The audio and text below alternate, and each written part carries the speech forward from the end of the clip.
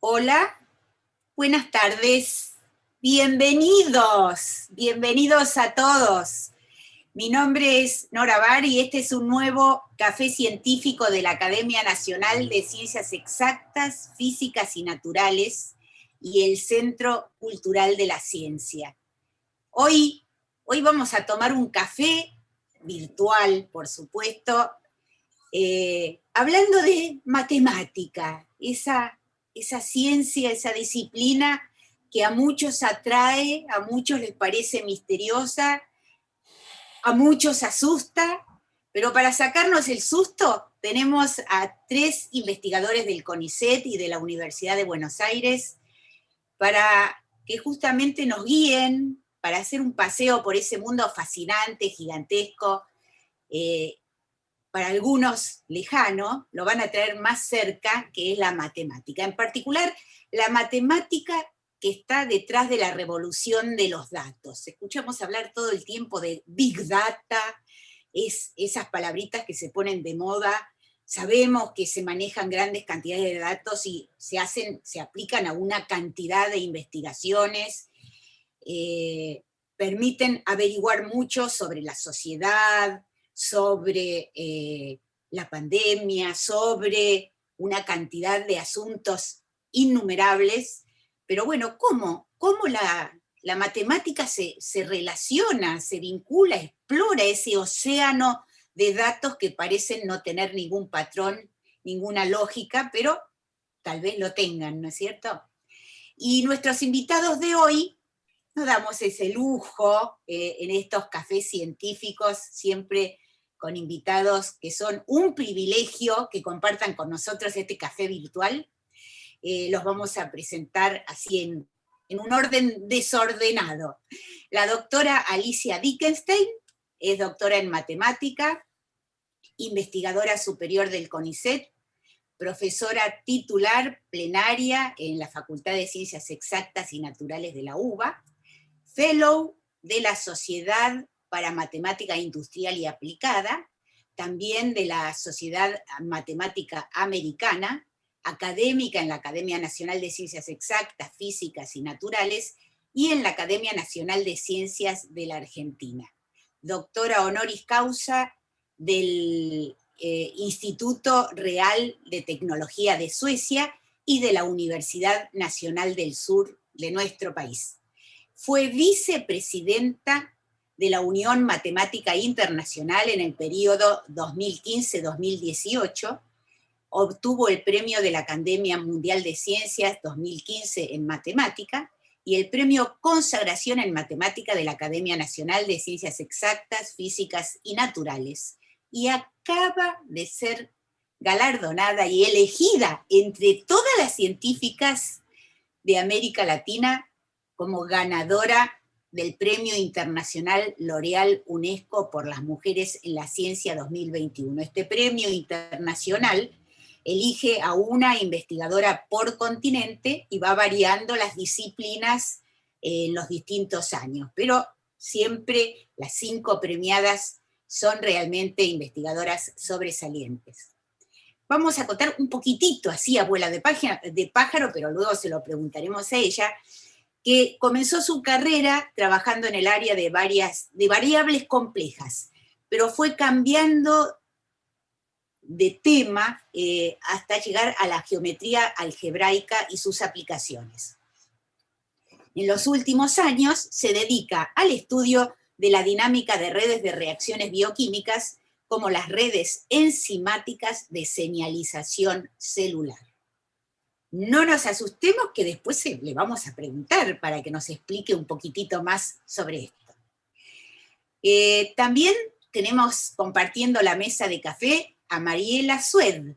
Ella es investigadora independiente del CONICET, profesora asociada en el Instituto de Cálculo de la Facultad de Ciencias Exactas y Naturales e integrante del comité de coordinación de esa facultad. Hizo su doctorado en probabilidades y trabajó con sistemas de partículas, estudiando la conexión entre dinámicas microscópicas aleatorias, o sea, por azar, y descripciones macroscópicas determinísticas. Desde que llegó al Instituto de Cálculo, empezó a trabajar en estadística, un área de la matemática que todo el tiempo estamos escuchando y por lo menos en los medios de comunicación está continuamente presente, ya sea que haya elecciones, ya sea que se hable de encuestas, ya sea que se hable de estudios de censo, todo el tiempo nos rodean en los medios las estadísticas. Mariela trabaja en robustez, datos funcionales y selección de modelos, entre otras líneas de investigación. Y además colabora con grupos de diferentes disciplinas. Pablo Groisman, nuestro tercer invitado de hoy, es doctor en matemática, investigador independiente del CONICET y profesor asociado en el Departamento de Matemática de la Facultad de Ciencias Exactas. Fue profesor visitante en la Universidad de Nueva York, en Shanghái, en varias oportunidades. Recibió el premio Estímulo Manuel Sadowski de la Academia Nacional de Ciencias Exactas, Físicas y Naturales. Y también es secretario del posgrado adjunto y director de la nueva licenciatura en Ciencia de Datos. Seguro que es una licenciatura que atrae, por lo menos en fantasías, en sus fantasías, a muchísimos aspirantes, porque como decíamos, esta ciencia de datos es verdaderamente, está en el candelero. Comenzó su carrera como matemático en el área de análisis numérico y ecuaciones en derivadas parciales, y luego se fue volcando paulatinamente hacia la teoría de probabilidades, los procesos estocásticos, los sistemas de partículas interactuantes, la mecánica estadística y las distribuciones cuasi estacionarias. Últimamente estudia el vínculo entre probabilidad y problemáticas de aprendizaje automático y ciencia de datos. Alguna vez, cuando estuvo en el programa de Adrián Paenza, Pablo dijo algo muy lindo acerca de la matemática. Dijo que él era estudiante en la escuela secundaria, en la escuela industrial, y allí es donde descubrió esta ciencia, la reina de las ciencias, como se la llama, ¿no? Y descubrió que era algo muy distinto a lo que nos imaginamos.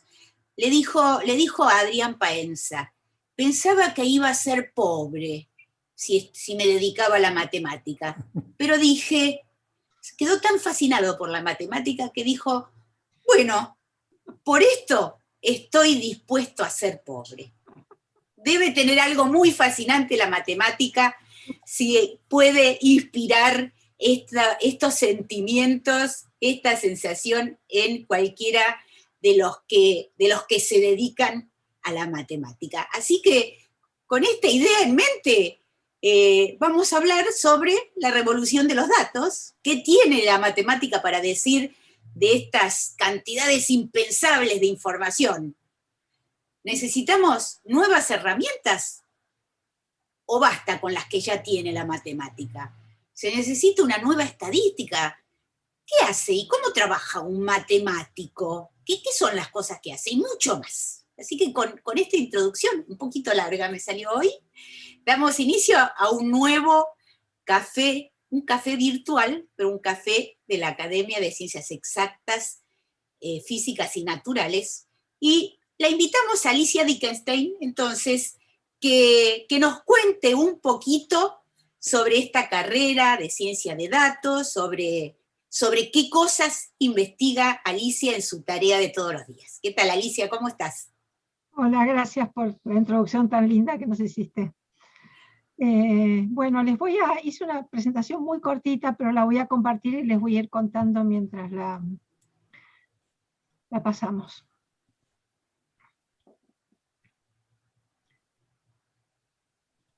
Ahí está. ¿La están viendo? Sí. Sí. Bueno, entonces, por ahí oyeron que Nora, o sea, lo que ven acá es que soy miembro de la academia, que lo fundamental no es que yo soy miembro, sino que es la que está organizando este encuentro. Y aparte, bueno, estoy en el CONICET y en la UBA.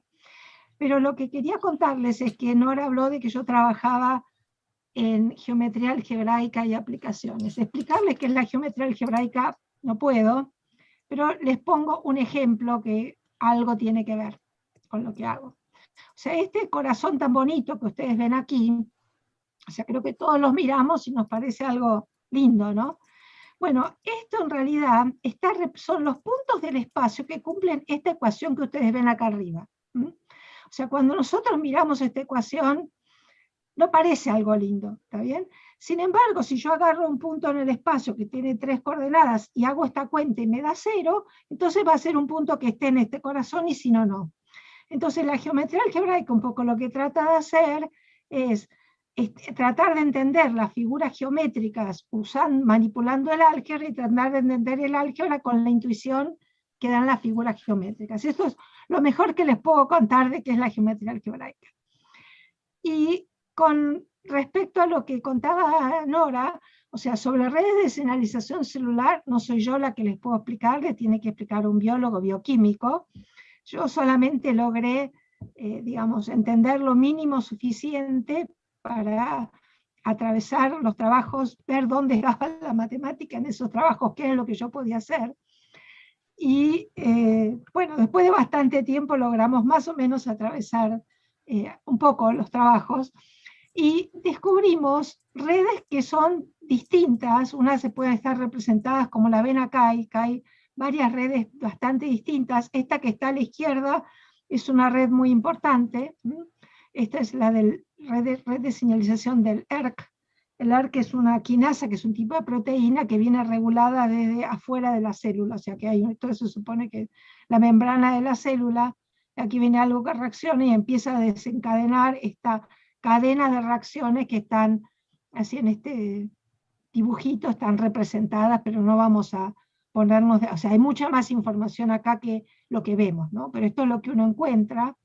A veces cuando lo encuentra de este lado, ya esto implica más cuáles son explica más qué reacciones hay. Pero bueno, lo que nosotros hicimos fue desde la matemática y con herramientas de álgebra y geometría, empezar a mirar, bueno, tenemos todas estas redes distintas, pero sin embargo, encontramos una estructura matemática común que estaba en todas estas, aunque se veían distintas. ¿En dónde? En la modelización estándar que tiene esta red. O sea, no es una modelización que usa la revolución de los datos, sino que es una modelización que está basada en principios, en suposiciones de cómo están interactuando estas proteínas. Pero bueno, usando esta modelización que han propuesto no nosotros, sino que usan los bioquímicos biólogos, lo que vimos es que estas redes y muchas tienen esta estructura matemática común y entonces demostramos teoremas, que es una palabra que seguramente les suena de la escuela secundaria, que quiere decir, si vale esto, entonces va a valer esto otro. O sea, tenemos hipótesis, tesis y después lo demostramos. Y eso sirve para predecir comportamientos que uno no puede observar en el laboratorio, o eventualmente descartar que esta modelización sea la correcta. Ahora esto está cambiando mucho con esta enorme cantidad de datos que tenemos y la capacidad de cálculo, y ahora también se están generando nuevos modelos a partir de aprender de los datos. Entonces, hay una corriente en todo el mundo de que esto es lo que se viene y lo que hay que usar y lo que está influyendo en nuestras vidas, y esto trae un montón de consecuencias éticas y otras cosas con las cuales no nos vamos a meter, pero también un montón de posibilidades enormes. Entonces, les vamos a contar un poco, pero les van a contar Pablo y Mariela, que son los que saben de esto, porque yo estoy aprendiendo, como ustedes son muchos. Pero bueno, les queríamos contar que hay una nueva licenciatura en Ciencias de Datos en la Facultad de Ciencias Exactas y Naturales de la UBA. Si lo buscan es LSD Exactas UBA, esa licenciatura en Ciencias de Datos, lo pueden encontrar, que tiene lo importante que yo puse acá de esta, que es la primera página, es que esto incluye mucha matemática, mucha computación y por supuesto datos. O sea, y todo esto también incluye la tecnología para manejarlos y las interpretaciones, etcétera, que aportan las distintas disciplinas de las cuales vienen los datos. Por ejemplo, para hacer diagnósticos médicos o lo que fuera, hace falta también el input de otras disciplinas, ¿no? Pero tiene mucha computación y mucha matemática. Y acá si van a encontrar que, bueno, que esta carrera está justamente haciendo acusa recibo de esta revolución de los datos que contaban ahora. O sea, no es la única iniciativa en el país, hay otras iniciativas, hay otra licenciatura en Ciencia de Datos en la Universidad Guillermo Brown, hay otras carreras de matemática aplicada en el país que tienen materias e información sobre ciencias de datos, seguramente hay muchas que yo desconozco, pero lo que por ahí les queremos transmitir es que no solamente la matemática es básica para extraer información confiable de los datos, o sea, cualquiera puede extraer información, lo que pretende la matemática es ayudar a que esa información sea confiable, poner hipótesis o decidir en base a lo que uno recibe si es confiable o no. Por otro lado, este aprendizaje automático, en inglés se llama machine learning, es que aprenden las computadoras. O sea, por ahí oyeron hablar de inteligencia artificial, que es algo que viene desde 1956, cuando empezaron a andar a las computadoras a reinar en el mundo, pero esencialmente se trataba de que las computadoras pensaran por sí mismas, ¿no?, lo que nosotros podemos pensar. Pero en general había una cantidad de reglas fijas. Y después, por los años 80, se empezaron a dar cuenta que lo que tenían que hacer las computadoras también es aprender como aprendíamos los humanos. Entonces, bueno, se inventaron redes neuronales, muchas cosas, y esto está súper desarrollado ahora. Yo tampoco soy quien para contarles, pero este aprendizaje automático a partir de los datos sugiere a la vez nuevos resultados matemáticos. O sea, la matemática es base y aparte cada vez se está nutriendo más de esto que aportan esto. Y nomás para despedirme por ahora, si ustedes quieren dibujar este precioso corazón, pueden ir a este lugar, Moebius, Departamento de Matemática UBAR, donde les explicamos, tenemos un montón de cosas de divulgación, en particular está este programa Surfer o Surfer, que lo pueden bajar gratis, y es el programa con el que hice este dibujito. No sé qué hice algún lío, pero ya terminé igual. Bueno, muchísimas gracias. Nos diste un panorama así, un sobrevuelo muy rápido sobre la nueva carrera que responde a una demanda, ¿no es cierto? Porque como vos decías, todo el mundo, la ciencia de datos está creciendo y se le encuentran posibilidades tal vez en algún momento poco imaginadas, ¿no? Pero bueno, seguimos con nuestro siguiente invitado, que es Pablo Groisman, justamente el que tiene a cargo esta licenciatura, ¿no es cierto? Así que Pablo, ¿qué tal? ¿Cómo estás? Bien, Nora, ¿qué tal? Gracias. Bueno, un placer estar acá. También quería agradecerte mucho por la presentación. La verdad que para mí es un lujazo estar acá con ustedes tres mujeres que admiro por distintas razones. Y también me gustaría remarcar que en nuestra disciplina no es común esto de tener un panel con tantas mujeres, así que celebro que estemos en este panel. Y bueno, y ojalá que tengamos muchos más así con esta composición. Y también aprovecho para decir que esto que contaste, la anécdota esta de que yo decía que pensaba que voy a ser pobre, que un poco refleja, la verdad que me da un poco de vergüenza esa declaración que hice, así que porque me parece un poco una falta de respeto para tanta gente que realmente la está pasando mal, sobre todo en este momento. Pero un poco reflejaba lo que pasaba en el momento en que yo decidí empezar a estudiar matemática, que los salarios de los investigadores eran muy, muy bajos en ese momento. Y bueno, en este momento estamos pasando un momento también de alguna forma difícil, pero hay gente que lo está pasando mucho peor que nosotros, así que retrotraigo esa declaración. Eso desde ya, pero solamente quiero decir, da la dimensión de cómo puede ser fascinante un campo de estudio, una exploración, como lo será para los paleontólogos encontrar restos que tienen 200 millones de años, o bueno, cómo esta ciencia de los números, de los conceptos, ¿no es cierto?, de la lógica, puede ser tan apasionante como para que una persona diga, bueno, no me importa. Normalmente uno elige una carrera, ¿no es cierto?, diciendo, uy, a ver cuál me va a dar más plata, cuál me va a permitir ascender socialmente. Más allá, después por ahí lo podemos tocar el tema de si es cierto esto de que los matemáticos, como están un poco fuera de la sociedad, iban a tener problemas para encontrar trabajo.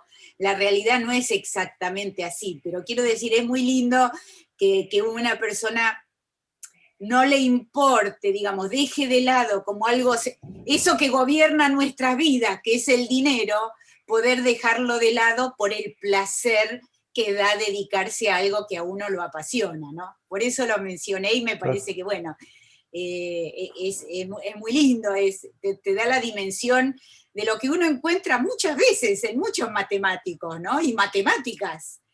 Esa fascinación, la pasión de que levantarse cada día pensando en un problema o tener algo que resolver, es tan apasionante que, bueno, uno puede dejar de lado muchas cosas, ¿no? A diferencia de lo que parece cuando uno es un alumno escolar y te dicen tenés que estudiar las tablas, ¿no?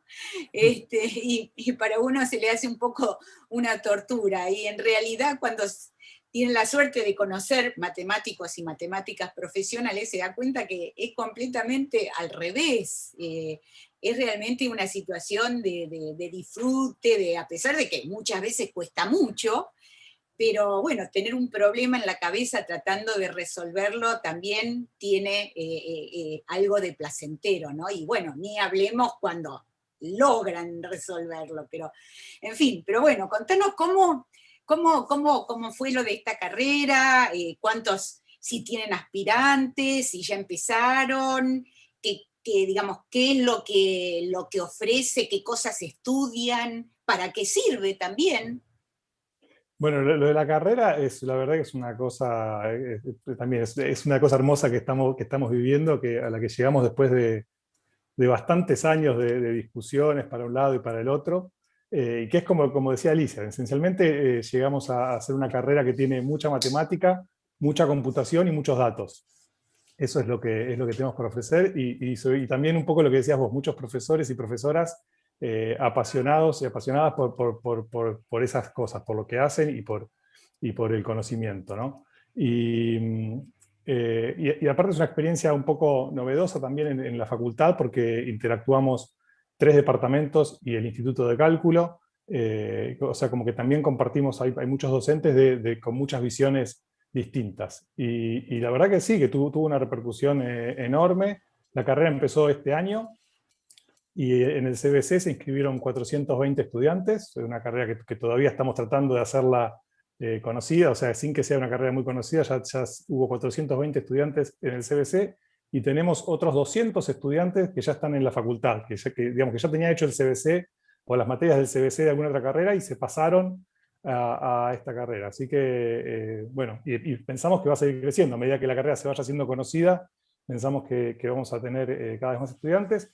Y un poco, bueno, estamos contentos de eso porque nosotros veíamos, me acuerdo de una nota tuya en La Nación que escribiste hace un tiempo, Nora, hablando sobre el crecimiento exponencial que habían tenido las carreras vinculadas a la matemática en otros países, en Europa, en Gran Bretaña, en España y en Francia, por ejemplo, y que acá no estaba pasando eso.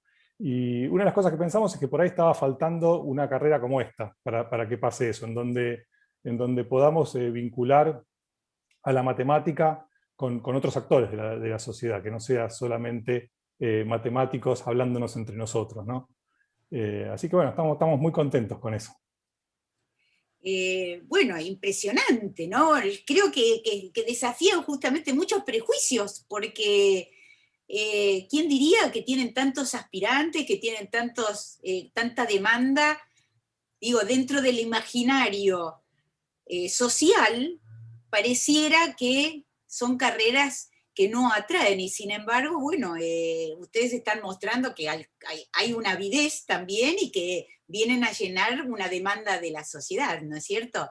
Y vos particularmente, en tu trabajo diario, ¿podés contarnos un poquitito qué cosas investigás, cuál es tu campo de estudio? Estoy tratando de Sí, arreglarme sí. la luz porque...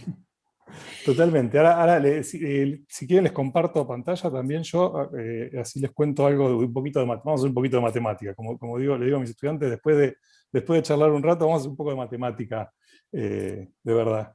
Entonces, lo que les quiero contar, bueno, como decías vos, yo empecé en un área que que se llama ecuaciones diferenciales, análisis numérico. Después me enamoré de la probabilidad, y ahora con esto de la carrera y la revolución de los datos, como que ponen un campo magnético, un imán que empuja mucho. Entonces, bueno, estamos con un grupo de gente, estamos trabajando desde la probabilidad, que es nuestra formación, en problemas que tienen que ver más con esto de la revolución de los datos.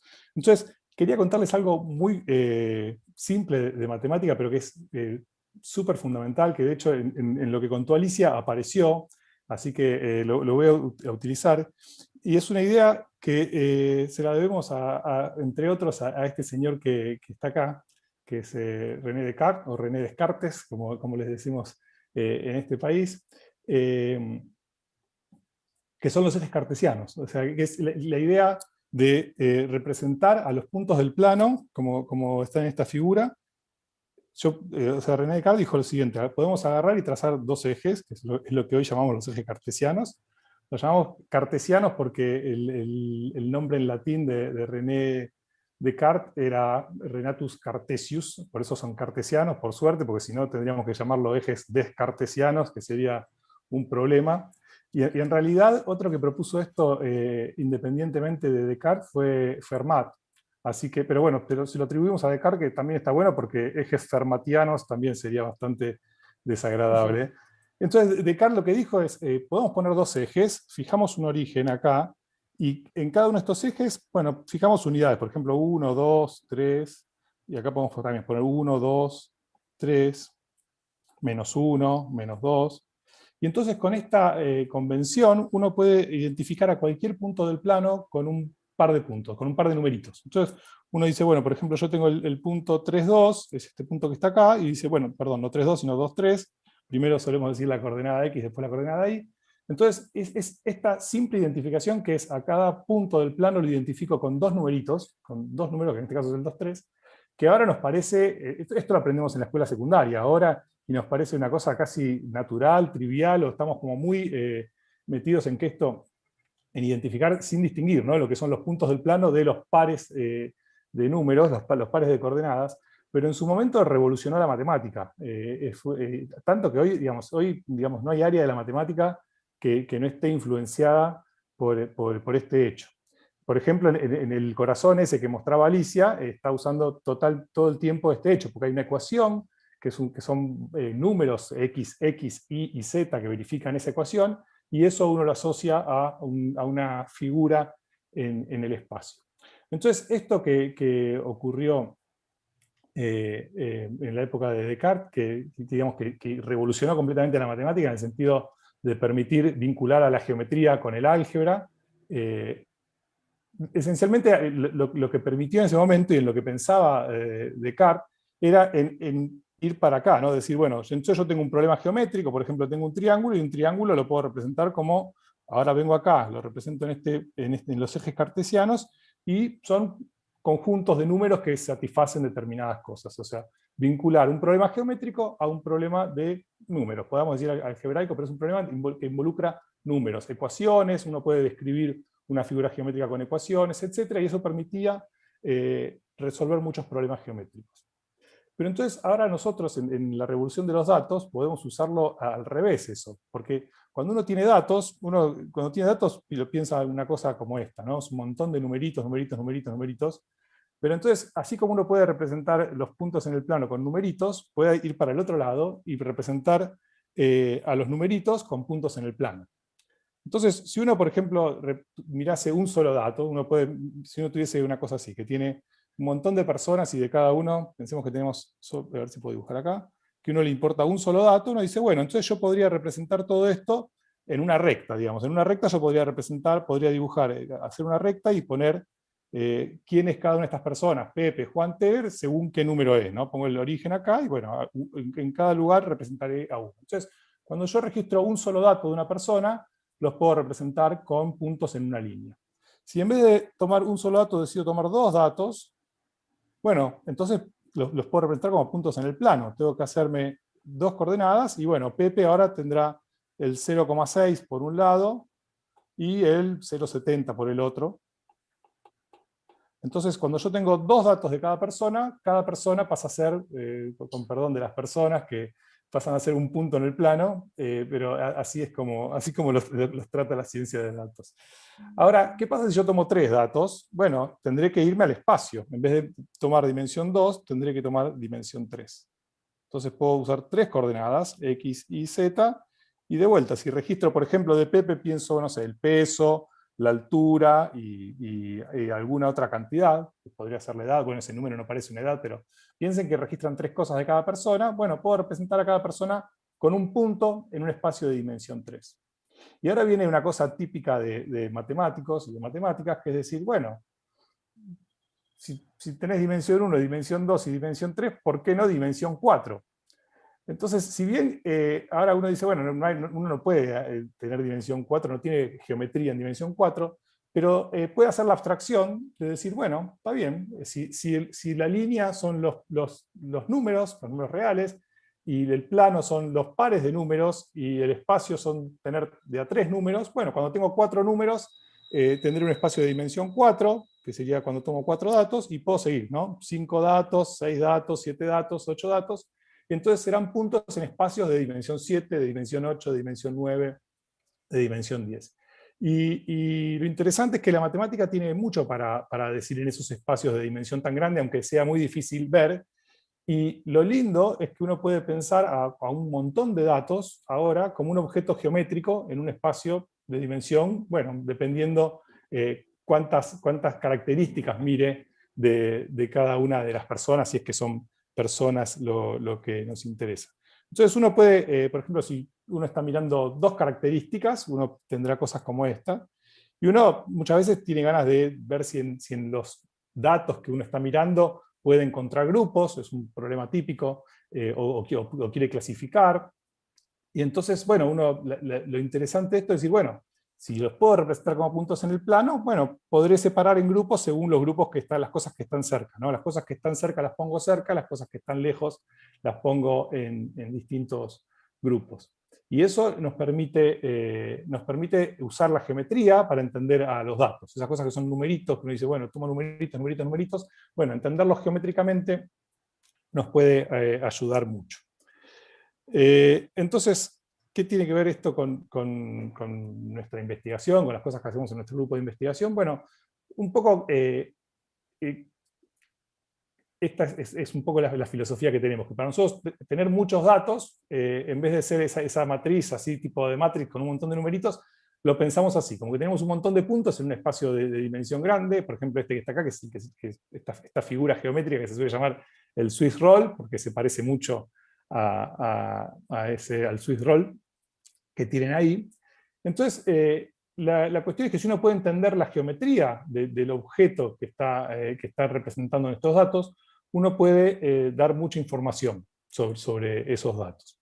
Y ahora, como está el caso este que les decía recién, que muchas veces pasa que uno registra muchas características de una persona. Piensen, por ejemplo, todo lo que sabe Google de cada uno de nosotros, que uno piensa, bueno, altura, peso, pero en realidad Google tiene muchas más características de nosotros que 1 o 2 parámetros. Por ejemplo, sabe dónde dormimos cada noche, ¿no? Que dónde dormimos la noche de hoy, la noche de ayer, la noche de anteayer, etc.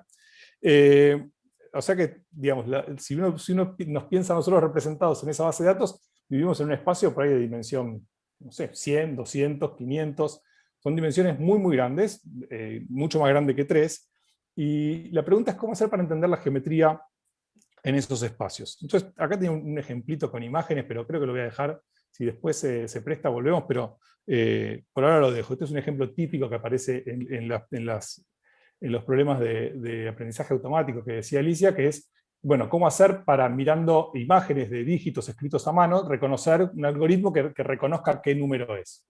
Y esencialmente, bueno, lo que le quería contar es eso, que es un problema de poder representar estas imágenes como puntos en espacios de dimensión muy grande, en este caso la dimensión es 784, y poder decir, bueno, qué puntos están cerca y qué puntos están lejos.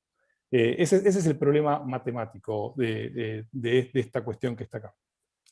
Entonces, algunas cosas, unos teoremas matemáticos que uno puede probar que les quiero contar, que no lo vamos a demostrar acá, pero que hacen que la geometría en dimensión muy, muy grande se ponga muy divertida.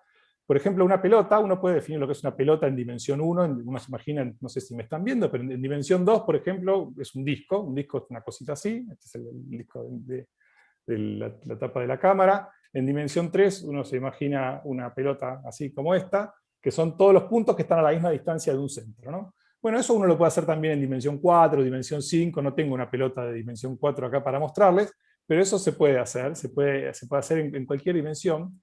Y el volumen de esos objetos es una cosa que es súper importante, porque regiones con volúmenes grandes son regiones donde uno espera encontrar muchos datos. Y regiones de volúmenes chiquititos, uno espera encontrar poquitos datos en esas regiones.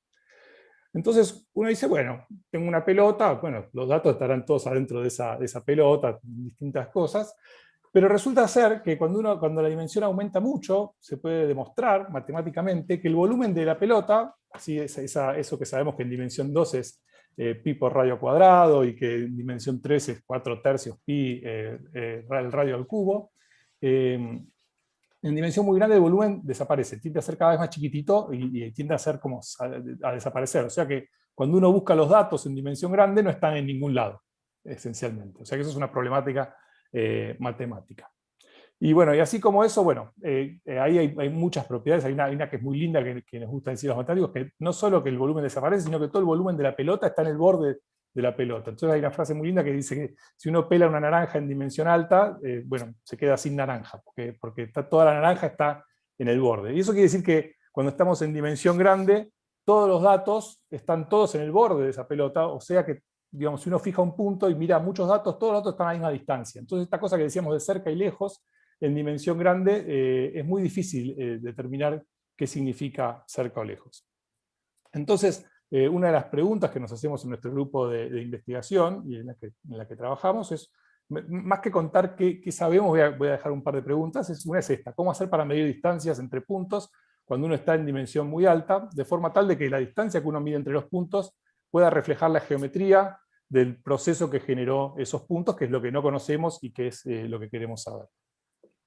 Otra pregunta que nos interesa es cómo podemos usar esa idea de distancia, si es que la encontramos, para poder entender mejor a los datos, para dar, por ejemplo, para clasificar los datos, decir, bueno, todas estas imágenes corresponden a gatos, estas corresponden a perros, es una aplicación típica. Una pregunta importante para nosotros que hacemos matemáticas es qué rol juegan los teoremas y sus demostraciones en todo esto. ¿Vale la pena demostrar teoremas de las cuestiones que uno hace acá o no? ¿Y para qué? ¿Qué rol juega demostrar esos teoremas?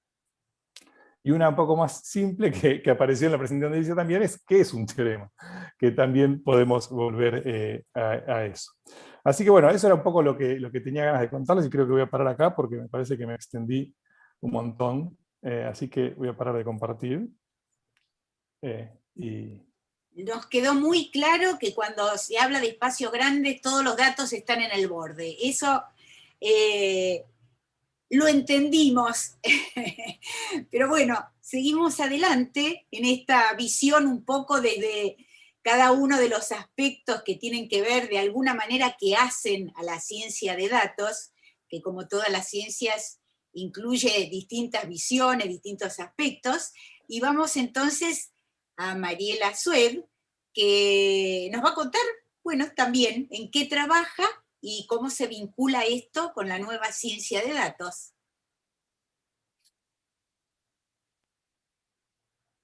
Bueno, gracias muchísimas por la invitación. Yo hice mi doctorado en probabilidades y desde que llegué al Instituto de Cálculo me conmovió la estadística. Hay un grupo muy importante de estadística y, como vos bien decís, la estadística no es que está solo en los medios, está en nuestra vida desde que nacemos. Todos fuimos gobernados por tablas como estas, donde nos miden, nos pesan y nos dicen si nos tienen que dar un suplemento o no nos tienen que dar un suplemento, si venimos creciendo bien o venimos creciendo mal.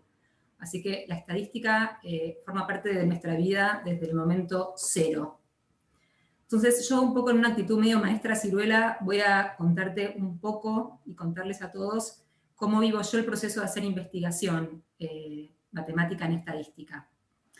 Entonces, típicamente, si uno busca más o menos qué hace la inferencia estadística, asume que hay una población, que uno quiere conocer esta población o quiere conocer alguna característica de la población, y lo que puede hacer es observar una parte de la población y a partir de lo que uno observa en la muestra, poder sacar conclusiones sobre la población o sobre alguna de las características de la población. Entonces, la palabra población para los biólogos quiere decir una cosa, para los sociólogos quiere decir otra, para los economistas, para los ingenieros, para los físicos. Todas estas disciplinas hacen estadística y entienden otra cosa por población. Imagínate los meteorólogos, la gente de ciencias de la atmósfera que tiene que hablar de cambios climáticos y la palabra población para hablar de temperaturas, de lluvias puede ser un poco... Entonces yo propongo que pensemos en reemplazar, de alguna manera complementar la noción de población con esto de un proceso generador de datos. Pensemos que hay una máquina que genera datos, nos genera la altura y el peso del bebé cuando nace. Es una máquina que tiene como tira monedas y tira dados porque nos da datos diferentes. Es una máquina que nos puede estar dando la producción una producción de tornillos y que, bueno, hay mucha variabilidad, o que nos puede dar mediciones, que nos está tirando datos y que queremos preguntarnos por alguna característica de esta máquina. Eso es lo que quiere hacer la estadística. Entonces, está ahí la máquina, que no la conocemos, que no la vemos y que se manifiesta a través de sus datos.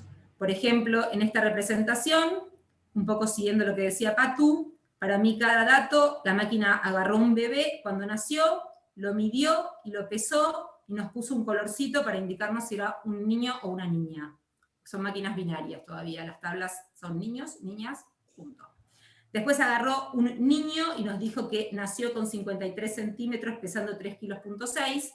Y bueno, a partir de este tipo de datos nosotros queremos poder decir algo sobre el proceso que está dando origen a estos datos.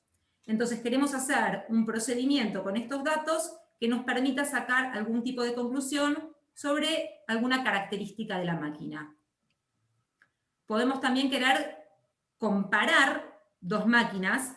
Podemos pensar que tenemos datos generados por una máquina, datos generados por otra máquina, no sé, sanos y enfermos, placebo y tratados, muchas situaciones en las cuales podemos pensar que hay dos poblaciones diferentes, dos máquinas distintas, que nos dan cada una sus datos y queremos poder sacar conclusiones sobre estas dos máquinas, saber si son iguales, si comparten alguna característica, y diferentes preguntas que nos hacemos mirando datos respecto al procedimiento que está dando origen a esos datos. Eso es lo que yo interpreto cuando pienso en hacer estadística. Bueno, como dijo Patu, los datos pueden ser muchísimas cosas. Acá cada uno de estos puntos representa, podría ser, no sé, la altura y el peso de un bebé cuando nace, pero el dato también podría ser un electrocardiograma. Miles de opciones hay de datos y cada vez se volvieron más complejos. Y también lo que puede ocurrir cuando uno tiene un conjunto de datos es que aparezca algún dato atípico, algún dato que está esencialmente fuera del patrón de la mayoría, y estadística robusta trata de proponer procedimientos que no se vean afectados por un dato medio loco. Lo nombro porque, bueno, cuando me presentaste, trabajo un poco en estadística robusta. En el instituto hay un grupo muy importante que hace estadística robusta y no podía no mencionar este tema, que es tan interesante. Bueno, y llegamos ahora a la parte donde nos corremos de la estadística y los datos y hablamos un poco de matemática. Entonces puse acá al que conocemos todos, ¿no? Como cuando uno está en un fogón y a ver, cantamos una canción para que cantemos todos, y puse acá lo que es el teorema de Pitágoras. Entonces, ¿por qué pongo el teorema de Pitágoras? Para tratar de ilustrar un poco en qué consiste hacer matemática y trabajar con teoremas. Entonces, para mí lo que tenemos que pensar es que hay un supuesto, el triángulo es rectángulo, y Pitágoras demuestra que cuando vale el supuesto, cuando trabajas con un triángulo rectángulo, la suma del cuadrado de los catetos coincide con el cuadrado de la hipotenusa. Y esto es algo que Pitágoras demuestra no para mi triángulo, para tu triángulo, para el triángulo de mi tía. Esto es una verdad universal que vale para cualquier triángulo rectángulo. Y eso es un teorema para mí, o esa es la idea que yo querría transmitir hoy de un teorema. Es un resultado universal que vale siempre y cuando se satisfagan los supuestos que requiere el teorema. Eso es un poco lo que hacemos cuando trabajamos con matemática. Cuando hacemos estadística y matemática, típicamente tenemos esa situación. Tenemos supuestos que yo los pienso como qué tipo de máquina podés usar, o sea, el procedimiento que yo te voy a dar con qué tipo de máquinas funciona, no son necesariamente válidos para cualquier máquina, entonces tengo que aclararte con qué máquinas podés trabajar.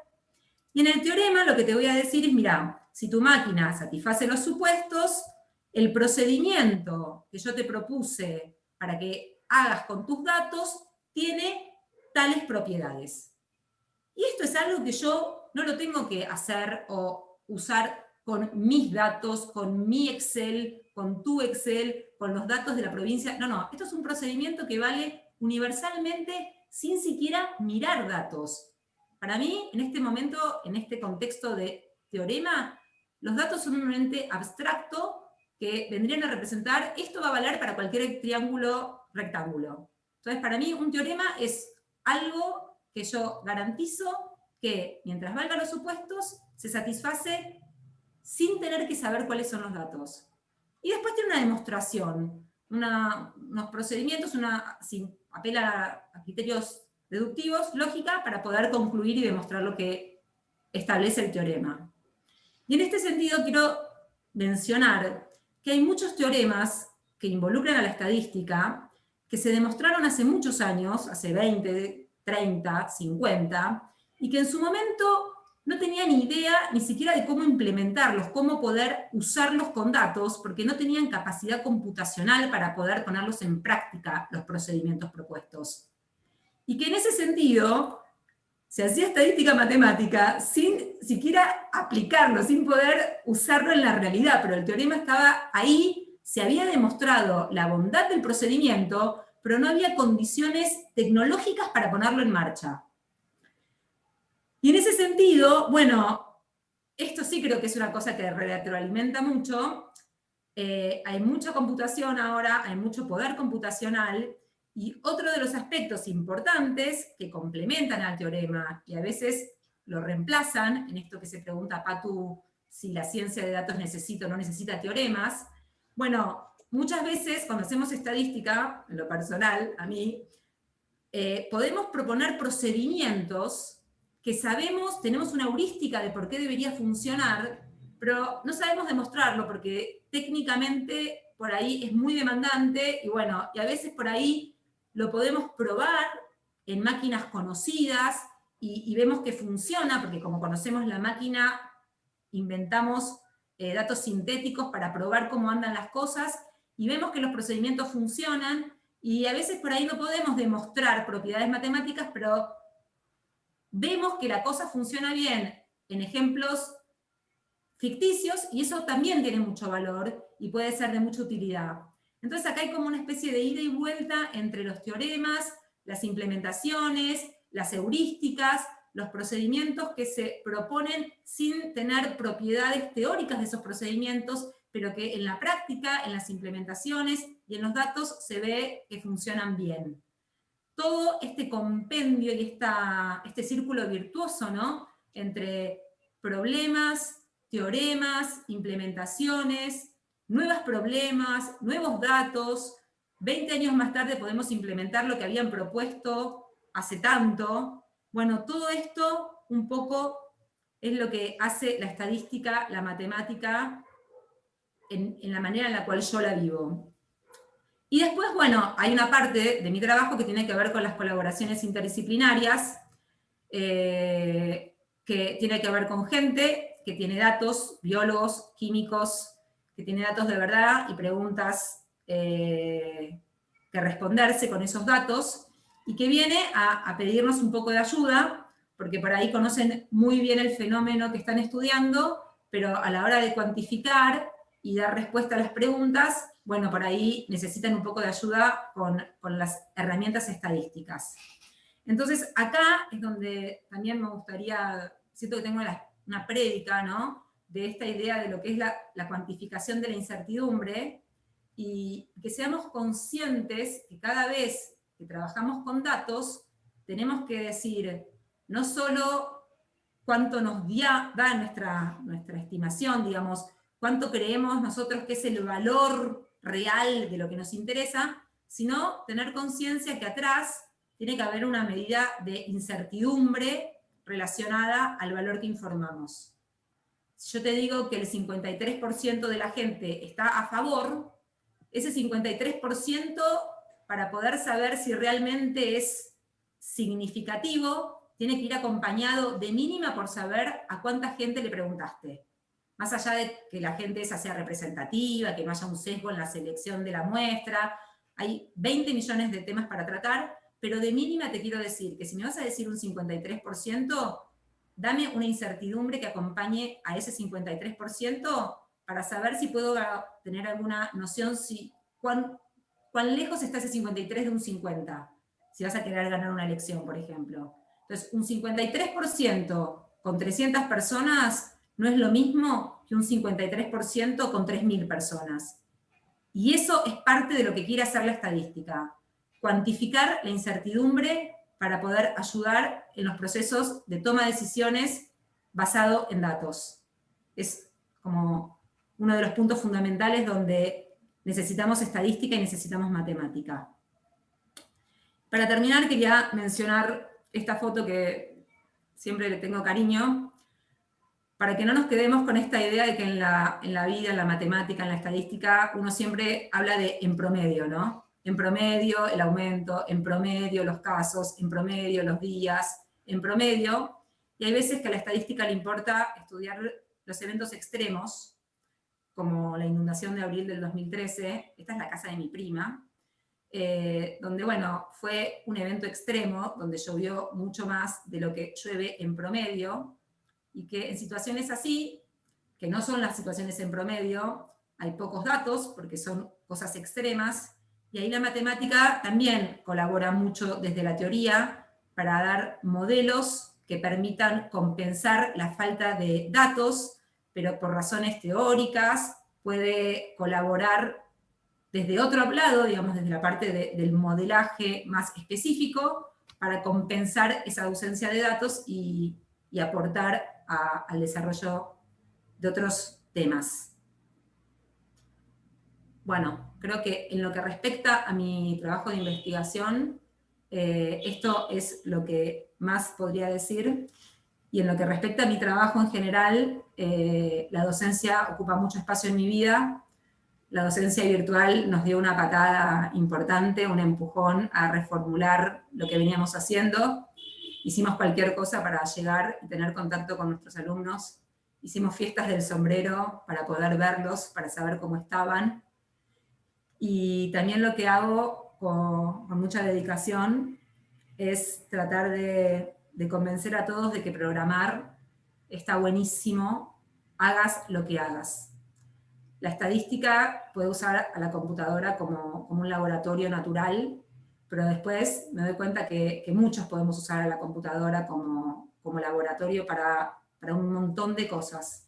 Y bueno, estoy como en esta cruzada de que tratemos de poder enseñarle a todos a programar, a tener un pensamiento algorítmico que sirve para cuestiones específicas, pero que me parece que hace a la formación ciudadana prácticamente del hombre de estos tiempos.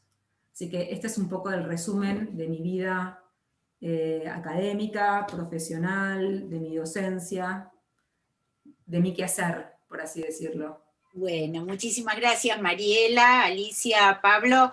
Si hay preguntas, no dejen de ponerlas en el chat, a que me las hacen llegar para hacerles a nuestros invitados de hoy, pero yo les tiro una. Vos mostraste la computadora, sabemos que la única manera, digamos, la única herramienta que tenemos para manejarnos en ese océano de datos y encontrar alguna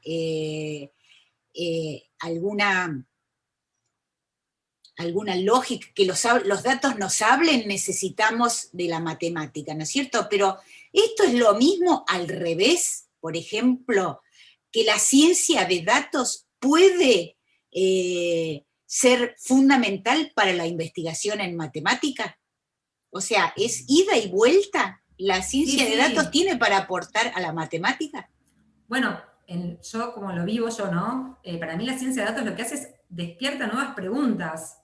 O sea, por ahí pensar en una foto o en una imagen satelital como dato era algo que por ahí no habíamos contemplado, y eso requiere otro tipo de estructura.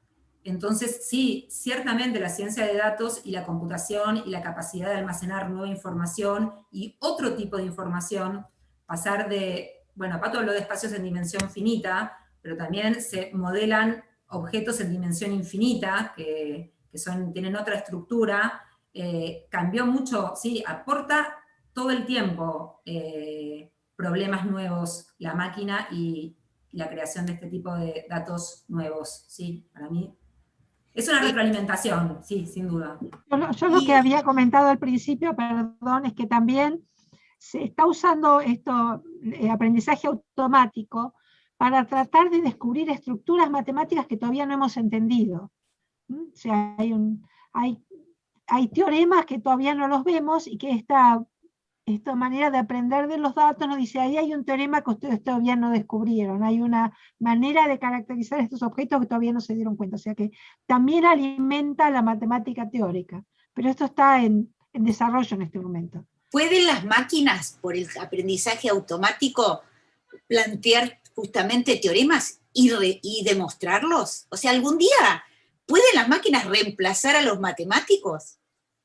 Yo una cosa que veo es que hay tantos datos, o sea, está lleno de enunciados que son ciertos, pero lo único que nos interesa por ahí son los que nos pueden significar algo, por lo menos a nosotros, ¿no? Hay demasiados. Las computadoras tendrían que elegir dentro de eso cuáles son significativos para nosotros. O sea, pero sí, esto va a avanzar también en esa dirección, o sea, que no solamente demuestren los teoremas, sino que los postulen. Por ahora nosotros pensamos que los seres humanos todavía tenemos que intervenir para esto. Acá nos están llegando, les cuento que hay personas conectadas desde varias provincias como La Pampa, Formosa, Santa Fe, o sea que esto de la pandemia, a pesar de tantas cosas malas que trajo, nos trajo esta nueva manera de comunicarnos virtualmente que tiene un aspecto bueno, y es que uno llega a lugares más distantes. Antes hacíamos el café directamente en el Café Tortoni, en el centro de Buenos Aires, y claro, solo podían acercarse las personas que tenían disponibilidad horaria o estaban cerca, pero ahora cualquiera que pueda conectarse a través de YouTube puede asistir a los cafés científicos y tiene la posibilidad de charlar de alguna manera, aunque sea a la distancia, con los invitados de cada café. Y acá nos llega una pregunta del público. ¿Cuáles son los aspectos éticos asociados con el uso de Big Data? Porque sí, no se nos escapa que también aparecen nuevos aspectos a discutir, ¿no? Sí, no sé quién va, voy yo. Ciertamente hay un montón de aspectos éticos.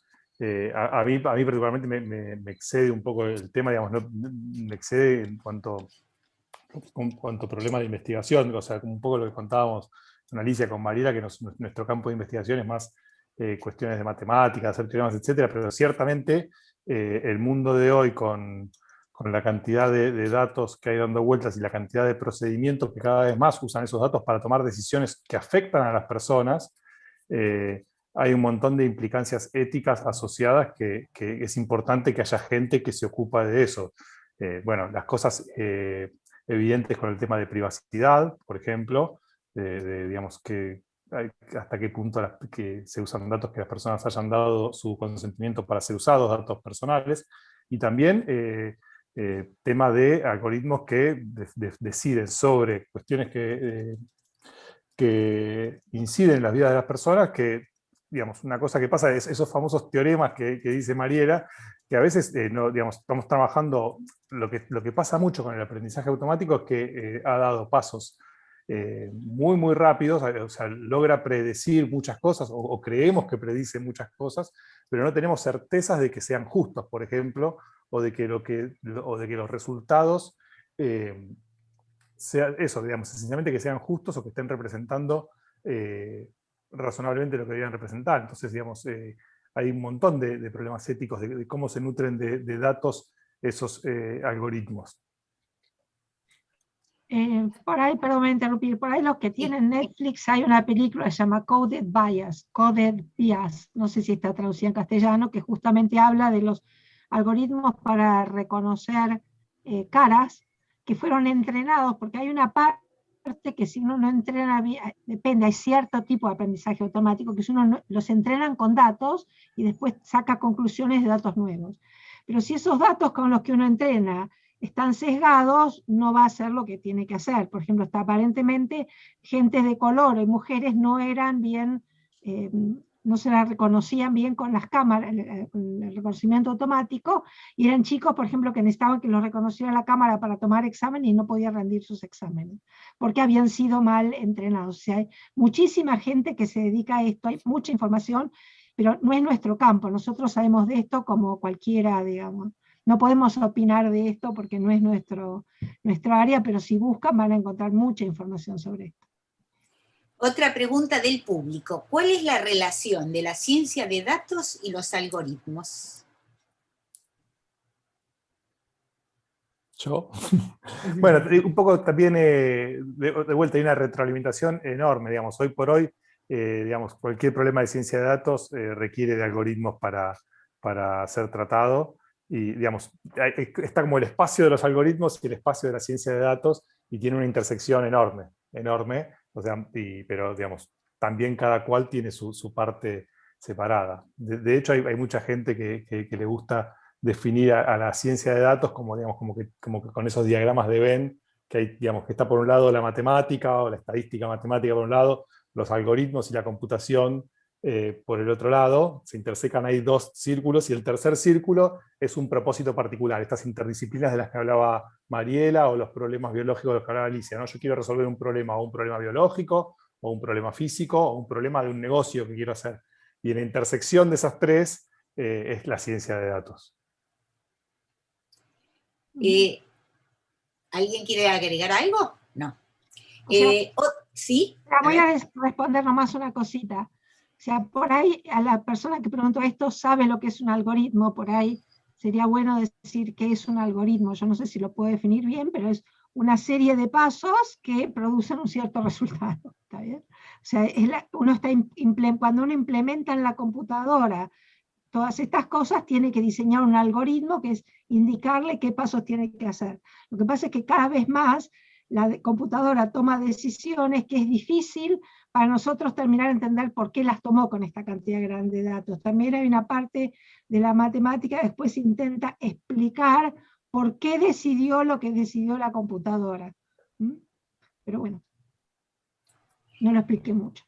No, agrego algo a lo de Alicia, eso, ¿no? Digamos que una de las cosas, cuando yo ponía esto de cuál es el rol de los teoremas, digamos, una de las cosas de la matemática es eso, demostrar que los algoritmos, o sea, mejor dicho, demostrar qué es lo que hacen los algoritmos.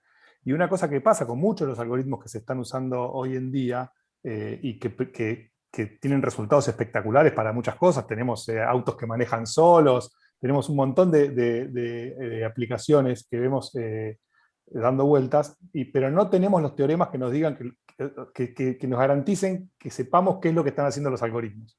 Entonces, es como, digamos, la ciencia entera y el mundo tecnológico tiene hacia adelante un dilema enorme, porque tenemos algoritmos que uno ve, porque, digamos, uno pone un algoritmo, pone el auto, y el auto va y maneja, pero no sabemos realmente qué es lo que está haciendo ese algoritmo. Entonces, bueno, ¿uno qué hace? ¿Lo usa o no lo usa?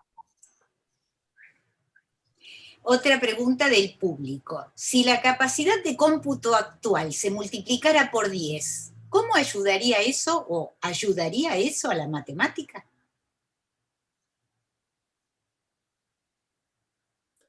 Bueno, voy yo, pero la próxima no voy yo. Ciertamente sí, ya pasamos por eso varias veces. Digamos, la historia esa de que la capacidad de cómputo se multiplica por 10 ya la vivimos muchas veces. Mariela contó un ejemplo de eso, digamos, de desarrollos matemáticos que no podían ser aplicados en su momento porque la capacidad de cómputo no lo permitía, y mucho después lo permitieron, y los procedimientos ya estaban listos ahí para ser usados. Y hay algo muy, muy lindo, porque hay un debate también que hay en la comunidad matemática, computación, ingenieril, que, digamos, muchas veces los matemáticos nos dedicamos horas y un montón de esfuerzo a tratar de hacer un algoritmo que sea un poquito mejor y que mejore un poquito una cosa, y los ingenieros dicen, pero si esto cuando se multiplique por 5 la capacidad de cómputo, ya está. Y la realidad es que esa discusión de si conviene hacer un algoritmo que es un poquito mejor, o invertir en esperar, o digamos, esperar que solamente aumente la capacidad de cómputo, la realidad es que siempre han dado fruto las dos cosas, porque siempre hay espacio para, o sea, cuando tengas la capacidad de cómputo que sea 10 veces más, y aunque tengas el algoritmo que es un poquito mejor, la suma de las dos cosas siempre te va a beneficiar. O sea que siempre es importante tener el trabajo matemático para conseguir un algoritmo un poco mejor. Por supuesto, aumentar la capacidad de cómputo también aporta un montón. Esto tiene relación también, otro participante del café pregunta, ¿la computación cuántica parece estar avanzando a buen paso? ¿Habrá que repensar los algoritmos ya conocidos? Y veremos, yo agrego, veremos la computación cuántica en un plazo no demasiado largo como para ya utilizarse no solamente en alguno u otro centro así en el planeta, sino de forma más difundida? Seguramente que va a cambiar cuando tengamos, pero todavía me parece dudoso, todavía lo veo un poco lejano. Probablemente suceda, pero que todavía falta, me parece, para que pueda ser realmente práctica. Además de estas preguntas que son así sobre la disciplina, queríamos preguntarles también, empezamos hablando de que la matemática para muchas personas es algo lejano, no se sabe mucho qué es lo que hacen los matemáticos, se los imagina siempre como personas que están con la cabeza en las nubes, ensimismados y ensimismadas en sus problemas, con un lápiz en la mano, ¿no? Porque la imagen del matemático o matemática es como haciendo cuentas, ¿no es cierto? Me parece bastante distante de la realidad actual. ¿Cómo es la vida de ustedes, de los matemáticos y matemáticas? ¿Cómo llegaron hasta acá? ¿Por qué? ¿Cómo? Un poco contamos lo de Pablo, que se enamoró de la matemática un poco por un profesor en la escuela secundaria. Muchas veces pasa que un profesor o profesora nos abre las puertas, de repente nos permite conocer ese mundo que, si no está bien dada la materia, parece como algo opaco y oscuro, y de repente nos abren una puerta y entramos en el país de las maravillas, ¿no? Así que les gustaría contar un poquito cómo llegaron ustedes a la matemática, si eran de esos, porque también está esa cosa, ese prejuicio, los matemáticos tienen que haber sido niños prodigios que ganaron las olimpiadas de matemática, o que a los 4 años ya sabían hacer cálculos complejísimos. Bueno, ¿es verdad esto? ¿Y cómo es la vida normal de un matemático o matemática? ¿Tienen trabajo los matemáticos y matemáticas? ¿O uno estudia y como ese prejuicio después le va a costar conseguir trabajo? Va a ser toda una vida de dificultades. ¿Cómo es la cosa de veras? Voy a contestarte, no voy a contestarte cómo llegué, entonces también llegué con prejuicios, pero no importa. Te quería decir que una cosa es que la matemática es una ciencia mucho más social de lo que la gente se imagina. O sea, gran parte se produce en la interacción con otras personas y se potencia interactuando con otros lo que se produce mucho más interactuando con otros, que creo que lo que podría ser cada uno por separado en general. Hay súper genios, pero entre la gente normal como nosotros es una ciencia terriblemente social. Y no no me acuerdo, voy a dejar que siga. ¿Cómo llegaste? Yo sé cómo llegaste vos, Alicia, pero ¿por qué no lo contás para todos los que están compartiendo este cafecito? Bueno, siempre lo que digo es que yo no sabía que existía una carrera de matemáticas, por eso es muy importante que existan actividades como esta para que la gente se entere que existe. Y de casualidad me ofrecieron un test de orientación vocacional. Yo quería estudiar educación, pero simplemente no tenía idea de lo que quería hacer. Y tuve mucha suerte porque la persona que me tomó el test, ella era una profesora de psicopedagogía y filosofía, pero llegó a ser miembro de la Academia Nacional de Educación, se llamaba Elia de Geventer, y había desarrollado una serie de tests, y entre esos había uno que, no sé, medía cosas de inteligencia abstracta, que como todo se entrena, ¿no? Y me dijo, no, acá salió alto, qué sé yo, ¿por qué no estudias matemática? Yo dije, ¿matemática con qué bicho me voy a encontrar? Literalmente, así, tal cual. Y ella me dijo, no, me dice, yo soy una matemática frustrada, y me instó a que estudiara matemática. O sea que empecé porque ella era una matemática frustrada y me animó, pero no tenía ni idea de con quién me iba a encontrar, no sabía de qué se trataba, no sabía nada. Fui a ver y apenas entré me encontré como sapo en mi propio pozo, digamos. Me encontré gente entusiasmada como yo, gente que si eran bichos como yo. Digamos, yo también tenía ese prejuicio que tiene la gente. Y yo creo que se entrena como todo, así como un deportista, todos podemos jugar un poco a la pelota, pero un deportista se entrena, y todos nos gusta un poco de música, pero un músico se entrena, un matemático también se entrena. Hay quien tendrá más facilidad que otro, pero no es cierto que sea genios a muy poco. Lo demás tienen que ser todos Gauss, ¿no? Que a los 5 años deslumbraba al maestro. No es necesario. Te tiene que gustar, o sea, si te gusta es muy probable, o sea, hay una cosa también de mucha emoción cuando uno participa en lo emocional, cuando uno aprende. No, si uno cree que va a entender algo, lo entiende, y si cree que no lo va a entender, no lo entiende nunca. O sea, parte de lo que pasa con la matemática, la gente piensa que no la va a entender, entonces seguramente no la va a entender. O sea, yo los quiero invitar a que se saquen ese prejuicio, porque todos los seres humanos con más o menor placer la podemos entender, por lo menos la que necesitamos. Que bueno, que si les gusta, que no duden, que hay mucho trabajo, ahora realmente hay mucho trabajo para los matemáticos. Mariela, te escuché a vos decir que razonamiento estadístico existe desde los 3 meses, que hay estudios neurocientíficos que muestran que ya lo traemos, o sea, el ser humano nace con un sentido matemático, los bebés pueden diferenciar entre cantidades, ¿no es cierto? Se hicieron muchos experimentos, ¿es así esto? Sí, exactamente. Digamos, de alguna manera hay una especie de razonamiento matemático estadístico que es esencialmente instintivo, y después, al revés te diría, que modelamos el instinto en muchos aspectos, desde el formalismo y la abstracción matemática. Yo quería aprovechar y retomar algunas cosas que dijo Graciela, que se dijeron en esta charla. Cuando vos... La vida del matemático es un poco sacrificada, digamos, estamos pintando todo color de rosas, y quiero ser sincera, al menos en mi caso hay bastante esfuerzo, hay bastante trabajo, pero creo que lo que en general gobierna es mucha convicción y mucha pasión. Otros aspectos que a mí también me gusta mencionar es esta cuestión de la necesidad de compartir la matemática y desmitificar un poco, y de que deje de ser un objeto intimante a que sea un objeto conmovedor, motivador. En ese sentido creo que la ciencia de datos ofrece otra perspectiva para mirar la matemática, otra llegada que me ilusiona mucho.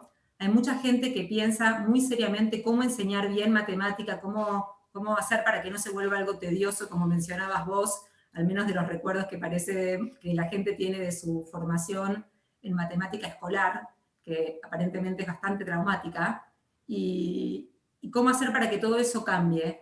Eso es algo que también a mí me convoca mucho, cómo hacer para transmitir este entusiasmo por la matemática, y que pueda ser algo accesible a todos, entendiendo que para que después se vuelva algo profesional requiere trabajo.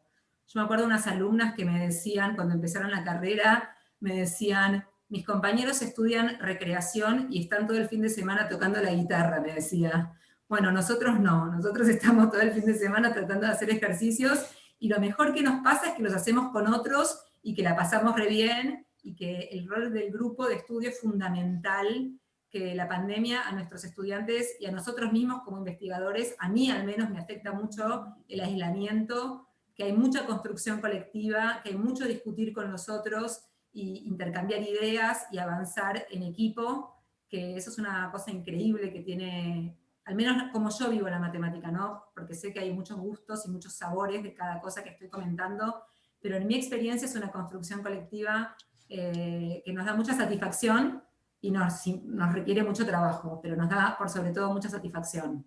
Así que creo que una de las misiones y uno de los objetivos, al menos con mi participación acá, es tratar de transmitir el entusiasmo por la matemática en general, por la estadística en particular, por el pensamiento crítico, por esto que decías vos, la estadística nos rodea todo el tiempo, en todos los medios, todo el mundo, bueno, despertarnos, formarnos, generar una conciencia crítica y poder tener nuevas herramientas para tratar de entender un poco mejor cómo funciona el mundo. Creo que eso es algo que estamos acá, creo que me atrevo a hablar por todos nosotros, un poco con esa fantasía, ¿no? De despertar como nuevos sentidos que pasen por otro lado. No sé si a ustedes les parece que esto es así, pero me da la impresión que también hay como un malentendido sobre la matemática con los chicos de la escuela primaria, secundaria, que muchas veces se frustran o sienten que fracasan porque intentan resolver un problema, no pueden así rápidamente, y está esa idea como del que dotado para la matemática, como si las cosas salieran así, sin esfuerzo, y no. Mirá, hay que esforzarse mucho. Hay un montón de estudios, hay mucha gente que escribe mucho sobre el proceso de aprendizaje, ¿no? Pero una de las cosas que a mí me encanta es la gente que mide actividad cerebral cuando haces bien y cuando haces mal. Y cuando haces mal, en el hacer mal y en el aprender, mueven y se activan muchos más circuitos mentales que cuando respondes bien. Entonces, eso es algo que yo trato de fomentar en mi casa. Se aprende mucho más equivocándose que haciendo las cosas bien de entrada. Entonces, eso me parece que... Y el otro problema es que hay mucho preconcepto con la rapidez en hacer matemática, ¿no? El primero, el que lo hace más rápido, el que lo hace... No, me parece que es mucho más enriquecedor el proceso de equivocar... Bueno, eso lo dicen todos, ¿no? Que en la vida le termina yendo bien a la gente que aguantó la frustración de que te vaya mal, porque no te va bien de entrada en la matemática y en lo que sea que quieras hacer. Entonces, aprender a convivir con la frustración, yo todavía estoy en proceso, ¿no? Cada día me esfuerzo un poquito más para aprender a la frustración. Como todos, exactamente. Como todos. Pero creo que ese mensaje que me repito a mí cada mañana de bancársela y darle para adelante, o transmitir en mi casa a los chicos, ¿no? A mis alumnos, tipo, lo mejor que te puede pasar es que de entrada no te salga y que consigas, porque entendés mucho más en el proceso de fracasar y rehacer que cuando te queda todo automatizado. Por ahí se te perdieron algunos detalles. Entonces me parece que ese entrenamiento a la paciencia, a la perseverancia, a la insistencia, a explorar diferentes caminos para encontrar la solución a un problema, nos enriquece en la matemática y en la vida. Entonces me parece que esas son...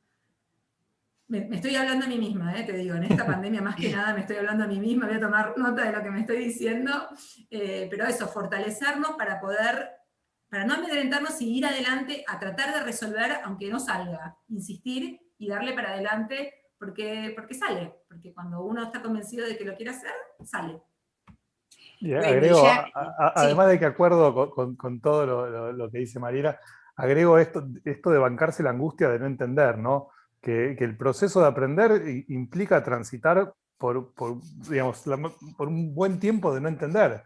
Y es angustiante. Y hay que tratar de no abandonar en ese momento. Que hay que bancarse, es como la maratón que hay que seguir, ¿no? O sea, hay que seguir corriendo. O sea, uno piensa, no entiendo y abandono. Y en realidad, la realidad es que, digamos, a nosotros nos pasa que, digamos, la mayor parte del tiempo estamos no entendiendo. Los momentos en que uno entiende son geniales, pero son pocos. Y después pasamos a un nuevo problema en donde no entendemos. Y ya nos vamos acercando al final, pero no me quiero despedir sin preguntarles, uno escucha mucho el innovador el innovador aquel, es lo que necesita el país, la innovación, ¿no es cierto?, para crear nuevas fuentes de trabajo. ¿por qué la matemática es necesaria, indispensable y por qué puede ayudarnos a tener un país mejor?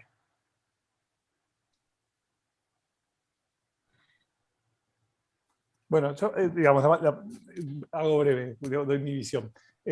A veces, bueno, desde ya la matemática, digamos, funciona como utilitaria para muchas disciplinas, ¿no? Digamos, de ingeniería, física, economía. Usan mucha matemática para desarrollar las cosas que hacen, muchos desarrollos tecnológicos que tienen que ver con la ingeniería. Pero también, digamos, nosotros hacemos investigación en matemática y uno podría preguntar, bueno, pero ¿para qué investigación en matemática?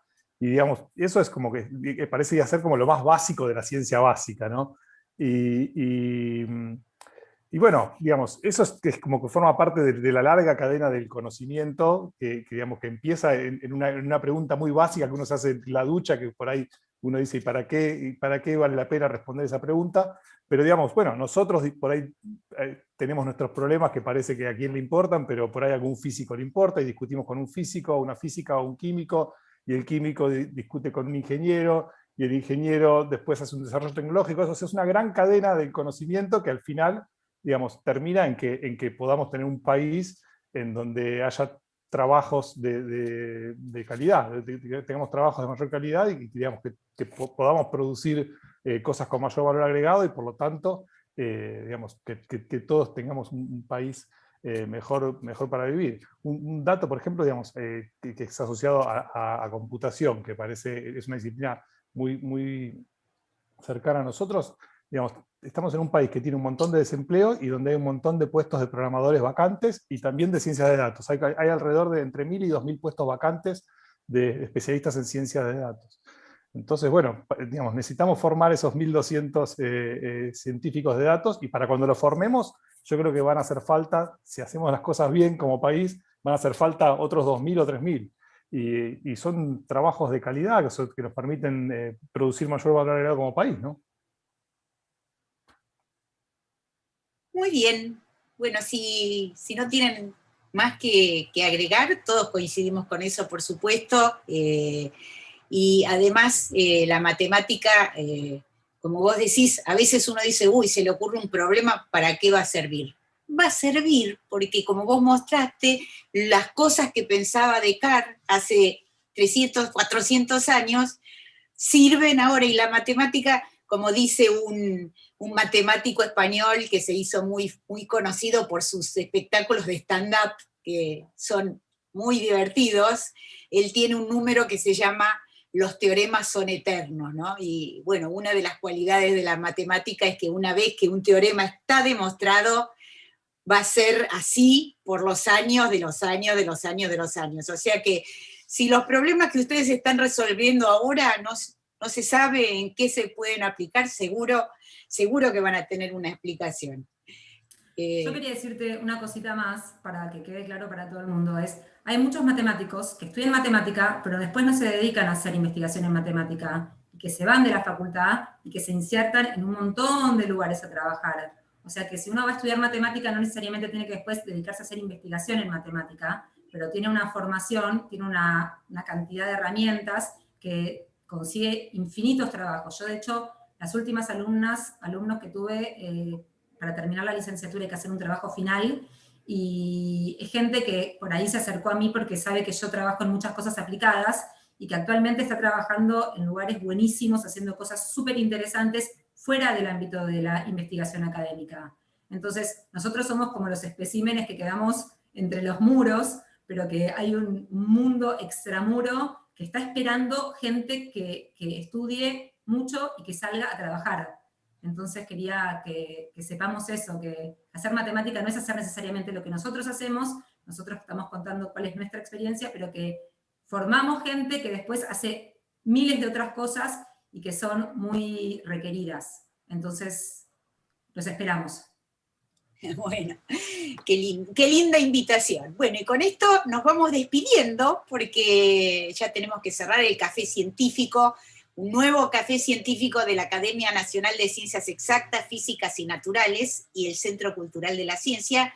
Hoy nos acompañaron tomando un cafecito virtual Alicia Dickenstein, Mariela Sued y Pablo Groisman, que nos llevaron de paseo por este mundo de maravillas, una parte del mundo de maravillas que ofrece la matemática. Esperamos que les haya gustado, que hayan aprendido, que hayan conocido un poco más sobre lo que hace un matemático o una matemática, y los esperamos para el próximo Café Científico con algún otro tema que nos va a estimular, nos va a inspirar, nos va a hacer pensar un poquito más allá de la realidad de todos los días. Muchísimas gracias a todos y buena semana.